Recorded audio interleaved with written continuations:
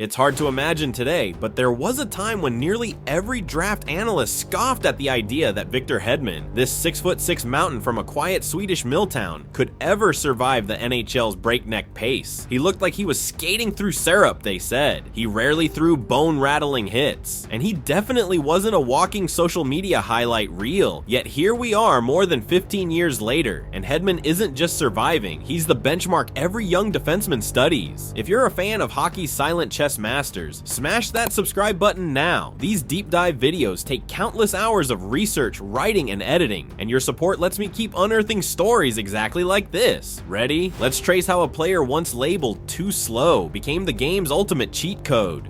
Snow-buried Örnsköldsvik may be tiny, but its outdoor ponds produced Forsberg, Näslund, the Sedins, and in 1990, a lanky kid named Victor Hedman. The youngest of three brothers, Victor skated under dim rink lights while Dad Ola coached and Mom Elizabeth dried frozen gloves. Coaches soon called him the Quiet Giant because he glided where the play was going, never chasing it. At 15, he cracked Modo's junior lineup, 6'6", 230 pounds, yet skating like a winger. Scouts wrote smooth and cerebral, but also looks slow, a label that would shadow him for years. But that slow label was about to age like milk. The 2009 draft delivered a headline duel. John Tavares went first to the Islanders, and Victor Hedman followed at number 2 to Tampa Bay. Tavares arrived with junior league point explosions and magazine covers. Hedman arrived with question marks. The Lightning envisioned him anchoring their blue line for a decade, but the NHL's opening buzzer was a brutal wake-up call. Night after night, speedsters torched him wide. Hits that once flattened teenagers in Sweden bounced harmlessly off seasoned pros. He finished his rookie campaign with just 4 goals, a -3 rating, and columns wondering whether Tampa had drafted another big body bust. The team placed 25th out of 30. The whispers grew louder. Too passive, too slow, no killer instinct. Hedman answered none of it in the media. Instead, he answered with hours in an empty rink after practice, gap control drills, tape study sessions starring Nicholas Lidstrom and Chris Pronger, tedious footwork reps until the Zamboni driver waved him off the ice. The next season, incremental gains. The season after that, fewer mistakes, smarter positioning. To outsiders, it was invisible progress. To Hedman, it was compound interest. He wasn't chasing the game anymore, he was steering it. But steering alone wasn't enough. A Norris charge was brewing.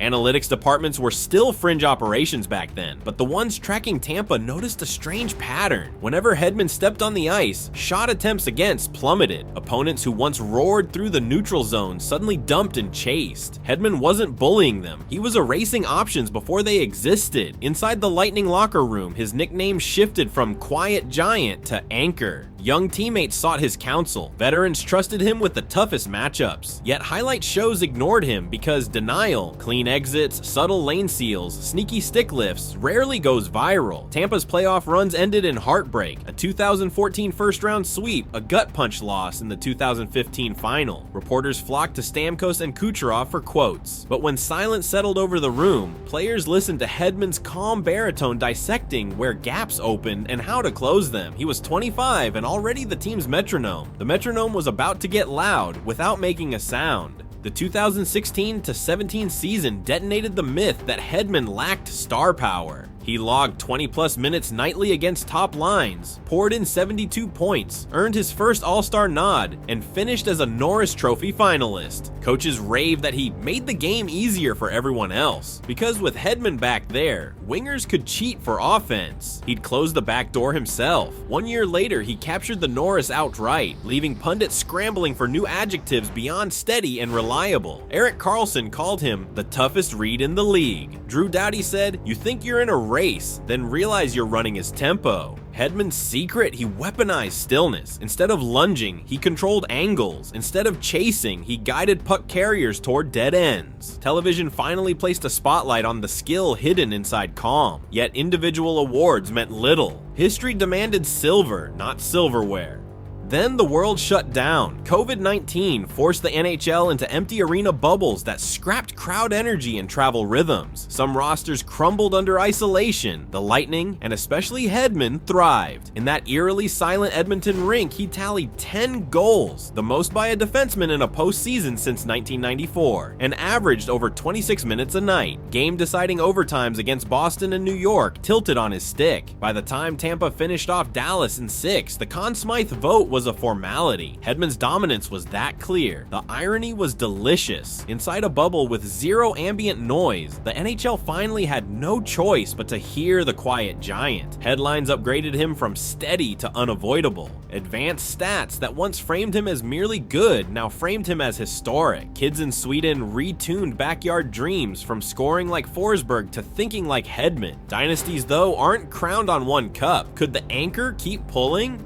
The answer came a year later when the Lightning repeated. Hedman logged monster shifts again, this time on groin pain so fierce team doctors reportedly debated shutting him down. He refused, calculating that positioning could mask a limp. Tampa became the NHL's first back-to-back champion in half a decade, and Hedman's legacy entered rare air. December 4th, 2023, he skated in his 1,000th NHL game, the first defenseman and only the third player in franchise history to reach the mark. The celebration video played, and Hedman waved shyly as if the milestone belonged to someone else. Off-ice accolades followed, a 4-year, $32 million extension kicking in for the 2025-26 season, and with Steven Stamkos moving on, the Lightning stitched a captain's C over his heart in September 2024. Yet inside team meetings, nothing changed. Hedman still spoke last and least. The room still listened longest, but the toughest test was waiting, a fracture no X-ray could hide forever.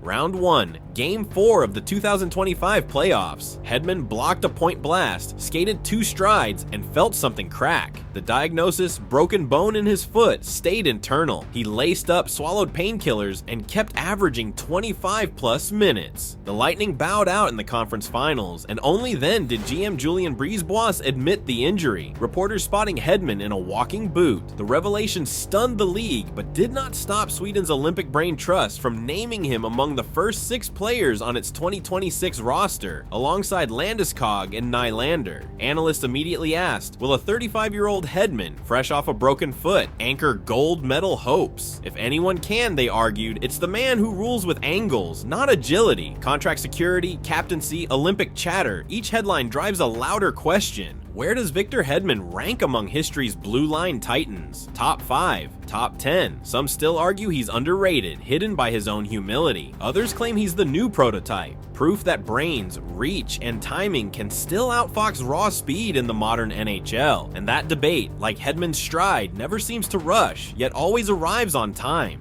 Victor Hedman spent his life turning a supposed weakness, visible stillness, into an invisible edge. While the sport sprinted toward ever faster highlight culture, he planted himself in the eye of the storm and bent the ice to his tempo. That's why scorers who zoom at 20 miles per hour look up after a shift and realize they barely touched the puck. It's why 2 Stanley Cups, a Conn Smythe, a Norris, and a captaincy all sit on his resume without a single viral celebration. So tell me in the comments, does the quiet giant belong on hockey's Mount Rushmore of defensemen, or is there still another level he needs to reach? And don't go anywhere, the video's not done. Stick around right now because a montage of Hedman's most jaw-dropping throttle-down highlights is rolling next, and you'll see exactly how Too Slow became unstoppable. Side, block, cross ice, Nikita Kucherov.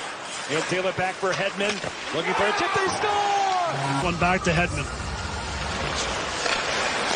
And does for the shot. Score! By DeBrus. That one pinball back to Hedman. Score! Now with only 11 forwards and maybe 6 defensemen. Here is a wrist shot. Score!